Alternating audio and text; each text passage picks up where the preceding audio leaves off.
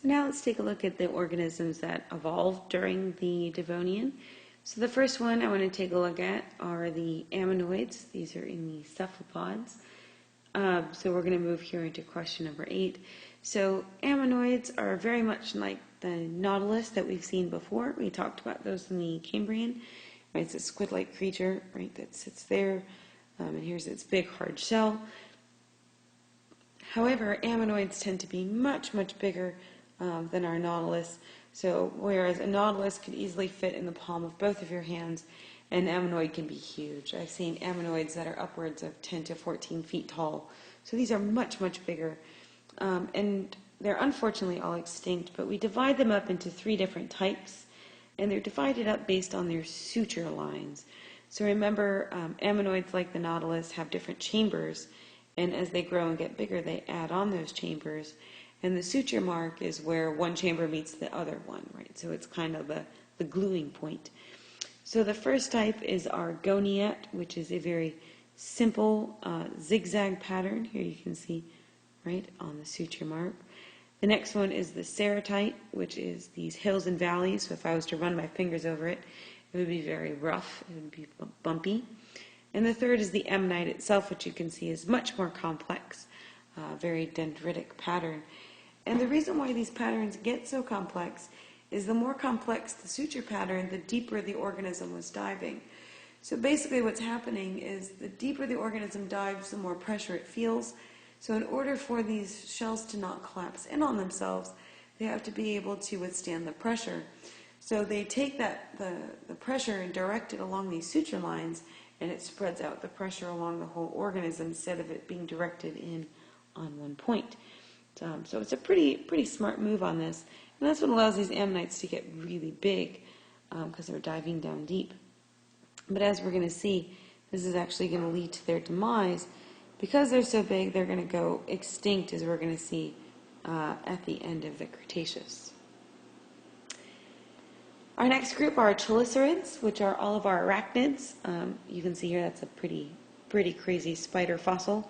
But scorpions, ticks, and mites are also in there. However, they don't fossilize very well because, thankfully, they're easily squished. I am glad spiders are very easily squished, so they don't fossilize too well.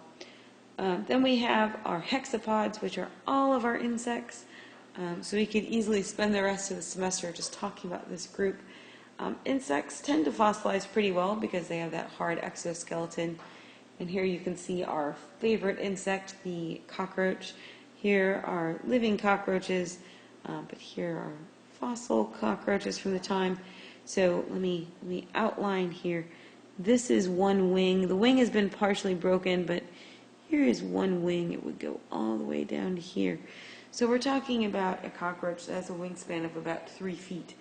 So we are definitely very glad that they are no longer around. Now let's start talking about some of our larger vertebrates.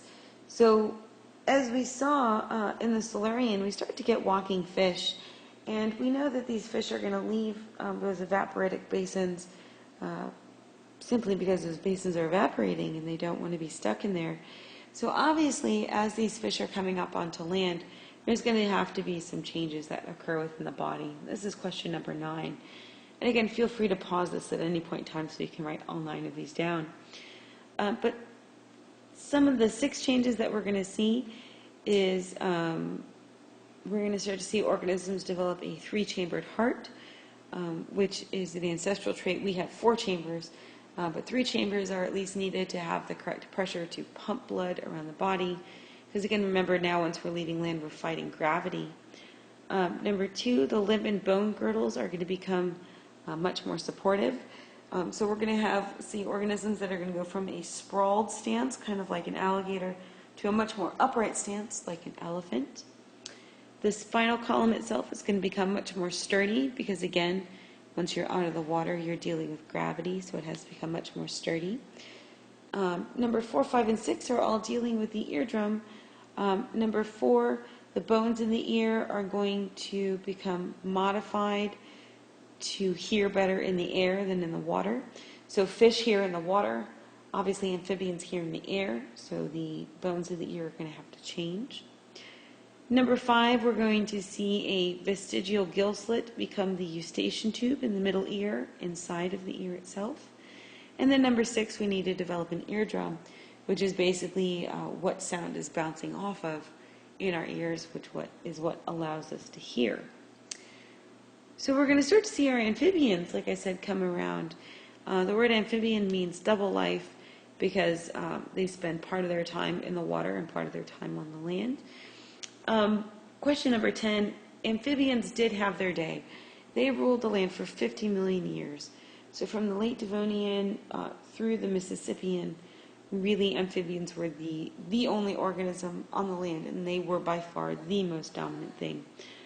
We are going to see, however, reptiles are going to come in pretty quick and kind of snatch that title there from the amphibians. Moving into question 11, the early amphibian fossils are pretty cool because they're going to have both derived amphibian traits and ancestral fish traits. So here, let's take a look at this guy called Ithiostega. Ithiostega is, again, an early amphibian. And we see question 11a that it's going to have 3 fish-like traits. It actually has scales. It has a very fish-like skull, as you can see there. And its spinal column is very loosely connected, so it's not held together very tightly again there to combat gravity. But it also has 2 unique traits, so this is 11b. It actually has toes, right, so it doesn't have paddles. So it's got 5 toes, and it's got a pelvic and pectoral girdle that are moved underneath the body, much more sturdy, and can handle the weight of walking on land. Question number 12, we now start to see land plants start to invade the continent, which is great because our amphibians are up there on land and they definitely need something to eat. So we start to see our land plants moving up there. And as we've discussed, land plants definitely alter the landscape because they're going to slow down erosion. Right? So as those roots go down into the ground, they hold all of the sediment in place, which is going to slow down erosional rates.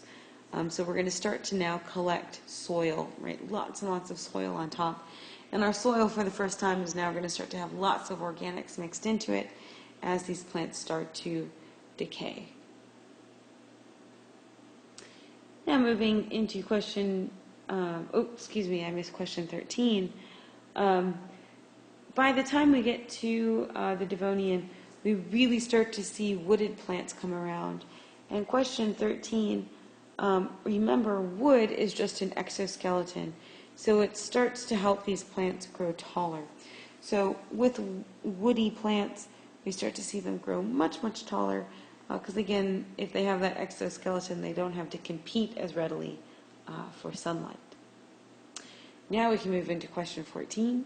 And that's dealing with the mass extinction that occurs at the end of the Devonian. Basically what we see in question 14 is when land plants start to come around, they slow down erosional rates, which means we don't have as much sediment now washing out into the ocean.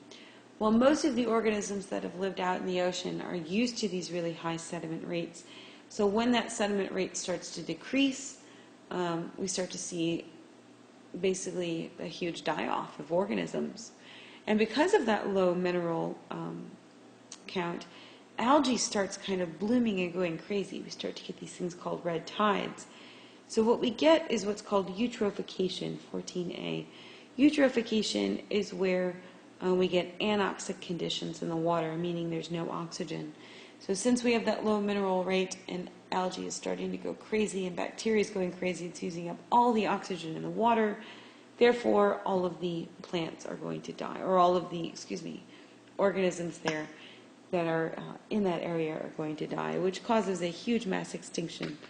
70% of organisms go extinct at this time, so obviously this is a very large mass extinction.